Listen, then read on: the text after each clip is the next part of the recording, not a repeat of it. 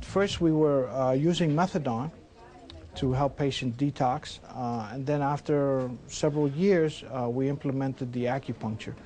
And so when we implemented the acupuncture, I thought it was quite strange to use needles on people's ears for addiction. And from what I noticed, our clients really liked the acupuncture. It really helped them to alleviate a lot of the discomforts that they were going through, especially when they were detoxing from methadone. They were down to like 5 milligrams. And so they had all these fears and anxieties about letting go. And when they tried the acupuncture, it really helped to calm those fears and help to relax them. And so they kept on coming back every day, receiving the acupuncture until they were totally drug-free. When we started using the acupuncture, it was 1974, and we is the appropriate term because there are a number of people here who were starting the process. I think none of us were clear how well it would work. And we viewed acupuncture as a sort of metallic version of methadone, that it was something that would make people feel better temporarily. And the idea being if you made people feel better temporarily, then perhaps that would push them over the edge into general behavioral change. That's not a very good theory, but it was certainly a common one at the time. And it took us a while to realize that acupuncture had its own reality, its own nature. The whole concept of how change comes about and so on, I think the acupuncture gradually educated us and educates other people. How many times you were working with somebody, or not even working sometimes, you're just with a friend, and that person can either bring you down or bring you up, and you leave that interaction with a certain baggage. It can be a positive baggage, it can be a negative baggage. As persons involved in transformation of individuals, you need to learn how to deal with that baggage so that you don't just deliver to the next person. You know what I mean? And you know about that. You have debriefing groups, you have venting opportunities, you have supervision. But now there's another technique that accesses you in spite of ourselves. That's really what acupuncture does. It reaches us in spite of ourselves because it is nonverbal. It's not a technique that says you are going to be in control because you say yes or no. It's a technique that says you're going to be in control because your body is balanced. Acupuncture can be done in a variety of settings. It can be done in a harm reduction context, in a recovery context, in a detoxification place. It can be done in settings that when folks are living with AIDS, HIV positive, when folks are dealing with mental illness, when folks are dealing with trauma, when folks are dealing with a variety of complexity of issues that are threatening to their lives at the same time. For instance, has been very successfully done in prisons, in shelters, where actually we don't even have a complete diagnosis of what is going on with an individual. The technique itself is very simple, it produces immediate results, and the treatment takes about half an hour, 45 minutes. It's a person-centered treatment. It's going to look to produce balance where balance doesn't exist. It's going to look to build strength where lives are very fragile. The 5 points that we train here are not only for detoxification, but also for relapse prevention and for stress management. One of the points that people learn is the sympathetic point. That particular point, you're placing your acupuncture needle parallel to this ridge that goes directly into the ear. That particular point, sympathetic, helps with stress, it helps with tension, and it also helps in the digestion area. Addicts, when they first come in for treatment, they feel a lot of fear and hostility. This particular point helps to calm that down. The second point that we do is called the Shan Min, and it's located with a triangle faucet, and it's located right at the corner here. Between, you have the dark pigmentation of the skin here and the light one here, and it's located right in the halfway around the rim, right in the center of the corner. It is called the Shan Men. That Shan Men point is related to, in Chinese terms, the spirit, the gate. And it helps to calm emotions. So if people are coming in feeling tense and uptight, the first 2 points that we give is the sympathetic point to help to relax them, and the Shan Men to help calm them down. The third point that we do is called the kidney point, and it's right underneath the Shan Men. The fourth point is the liver point, and the fifth point is the lung. The kidney, the liver, and the lung serves as a cleansing. In other words, people who use drugs, those toxics go into these major organs. And so these points helps to activate those organs to help take out those toxics from those major organs. Acupuncture works for somebody that is using drugs, somebody that is using drugs all the time, intermittently, on and off, somebody that is in recovery, somebody that has been in recovery for a very long time, somebody that's stressed out, somebody that is having what we would call anxiety, that is having non-tangible feelings of uneasiness. It works for people in whatever stage because it's a person-centered treatment. I think that it also works because it is a drug-free method, and it begins to send a message that the change is happening from the inside out, not from the outside in. And that is very new for a person in recovery, for a person detoxing, for a person that is using. And it starts to give them credit for the change. Today I get to do one of the biggest reasons why I came to work at Samaritan Village. And that is so that we can incorporate acupuncture in the treatment of chemical dependency, in the case detox, relapse prevention, and recovery. I believe that acupuncture in a therapeutic community setting is very beneficial because it's very complementary. It does not confront. It is something that will work and does work with those who have a very hard time having a lot of verbal behavior. Verbal readiness is not required. It also helps with people who are very stuck in their own process, stuck in feelings. It helps with fear. Acupuncture deals a lot with enabling persons to confront the fear in a very gentle way by feeling stronger, not by being afraid of feeling the fear, but simply by experiencing themselves as stronger people. I think it's important to look at the process of recovery as a mixture of different things. Part of the mixture is social peer support. Part of the mixture is advice or learning or education, having a role model. And part of the mixture is our own internal process, our own privacy and our own silence. In the Serenity Prayer that's used in 12-step programs, you talk about people. One side of the Serenity Prayer says, if I can't change something, let me accept it. The other side says, if I can change something, let me try. And then the little extra part says, and let me have the wisdom to know the difference. Let me have the evidence to know the difference. And much of drug treatment, much of health care and recovery and behavioral change in general hinges exactly on this issue. Do I have the wisdom? Do I have the evidence to think that it is possible I can get better? Can I change something? Am I broken? Or is it possible that something good can come out of me? Well, acupuncture is a very good way of working this out. Otherwise, we have to have people gradually learn that they're not broken, and this takes a period of time. With acupuncture, you work this problem out. I come in all fussed up, tight, frightened. Treatment occurs. I feel relaxed. I feel calm. I feel settled down. Wow, something happened. And then a lot of clients will say, well, what was there? And there was something in the needle. Must be something in the needle that worked. And this is a drug addict's question. I mean, the change, I'm not good enough to make that change.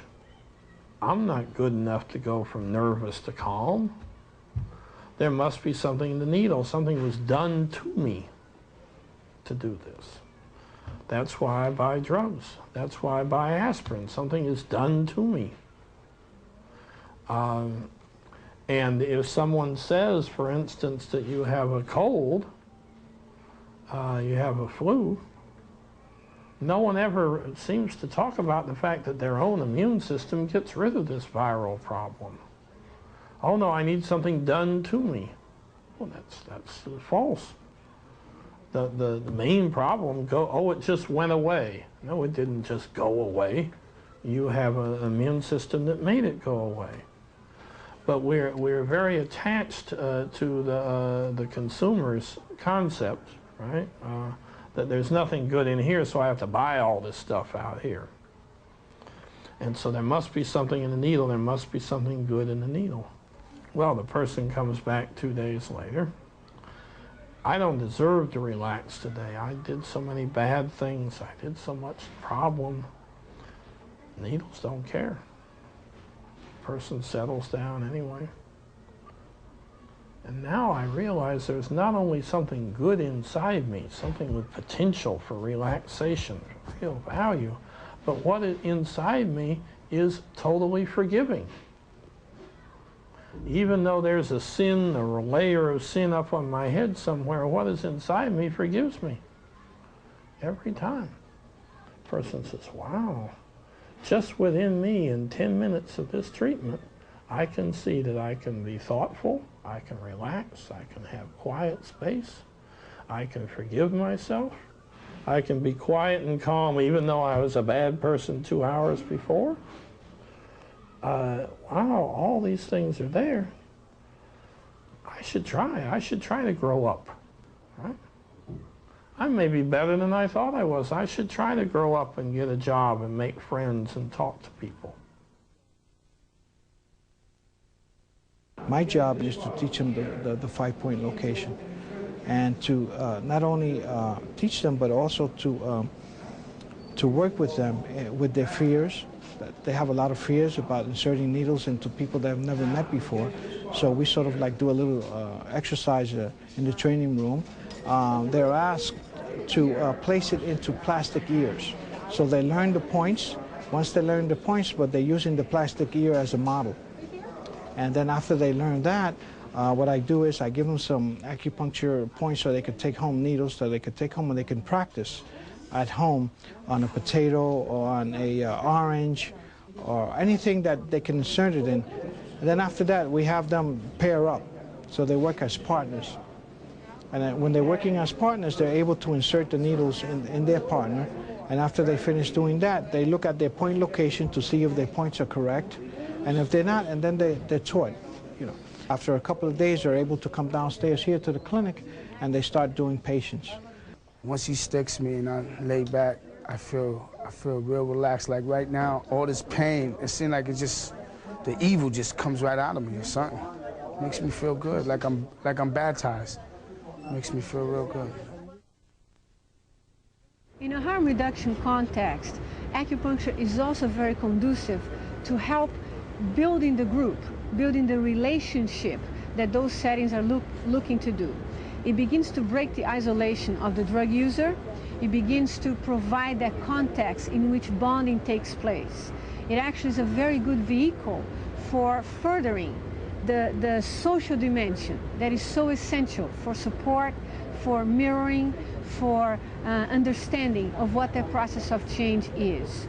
So that because it happens in a group context and because it allows communication, actually fosters communication between the individuals, it is very, very helpful in a harm reduction or in a drug using setting. We started this program in June of 1993, and the two of us who were doing it, Vicki and I, spent a lot of time feeling like the Maytag repair person. I mean, we were very lonely.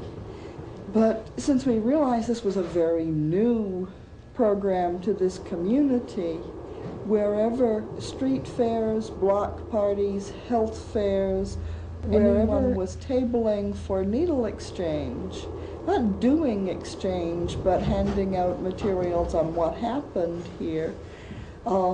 Some of us would take a box of needles and a box of alcohol pads, and we'd do what we called al fresco acupuncture. I had 15 people at the Lower Sida Fair in 1993 lined up on a curbstone, all with pins in their ears, which was probably a first, even for Lower Sida. And many of the people that first heard about us there are still coming back. So I think we've got a good thing going here. Initially, I found out about this through the needle exchange.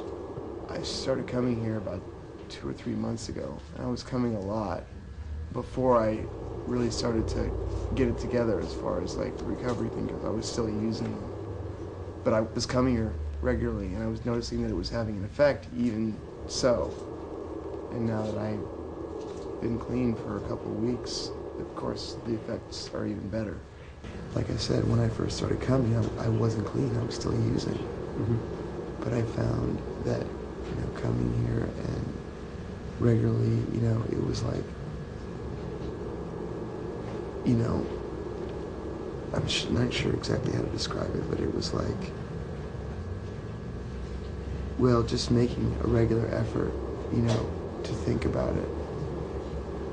Even though I wasn't like ready, I was, obviously I knew that I had a problem that I needed to deal with it. I think that the acupuncture has made a really big difference in, just the methadone alone is not enough. I don't really think for anybody. I know it's not for me, because it's only taking care of one aspect. It's not dealing with how you got there. In addition to the impact that it has to the clients themselves, acupuncture also has an impact in the institutions, in the settings in which it is. It produces balance in those settings. It avoids burnout of staff because being nonverbal, because of being a non-confrontative method. It allows it's a very user-friendly method, so that it allows the staff to also have a nonverbal way of reaching the same clients that they're usually working on a verbal level. One way of understanding addiction is to compare it to adolescence.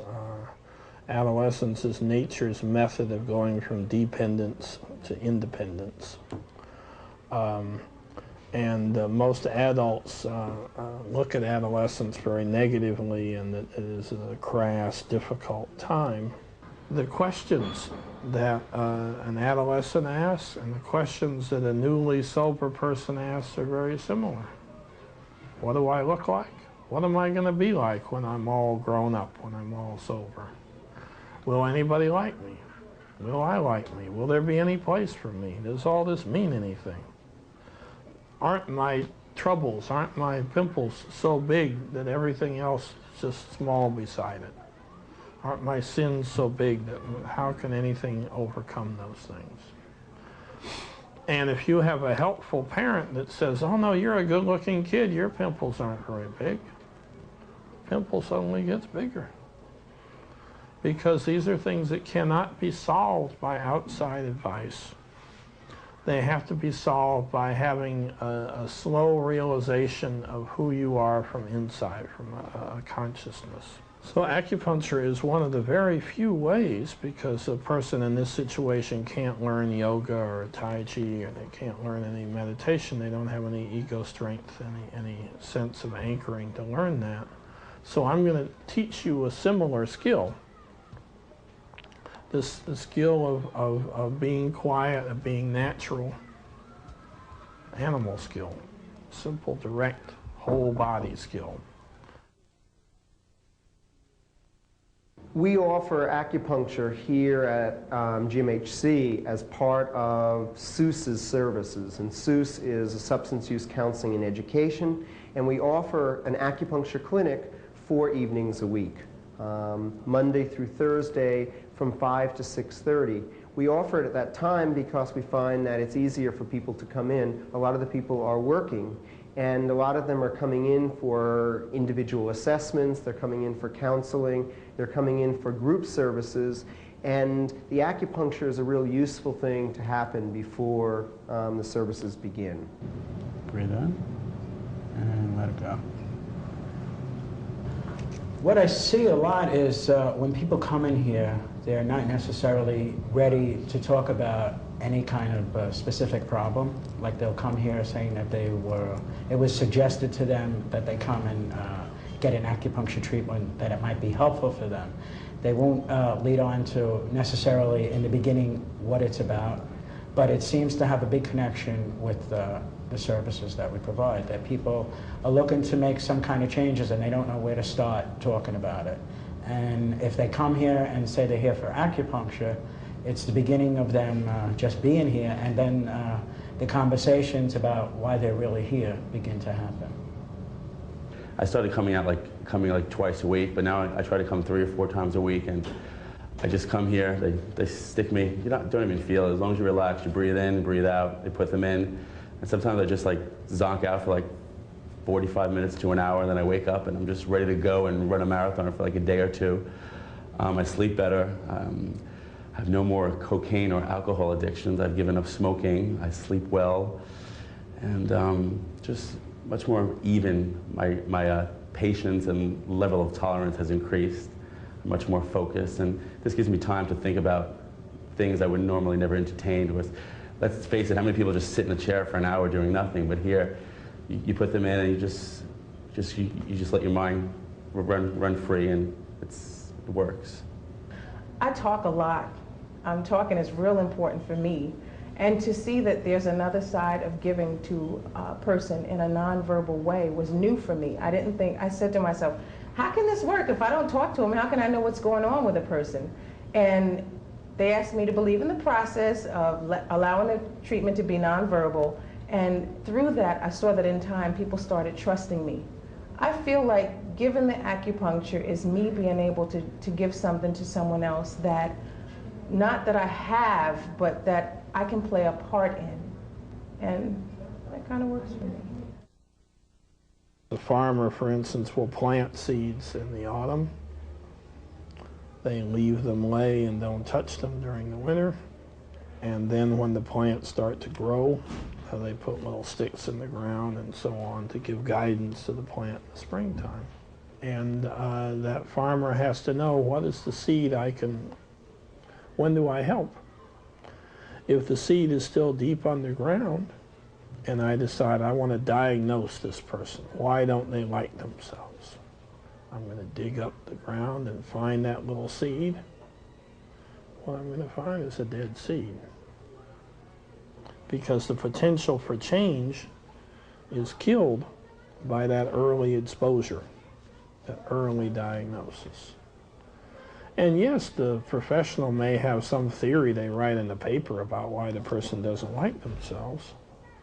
That's not the purpose of why we're here. We're here to help the person improve, not just to write something in the paper. And so I may have diagnosed something correctly,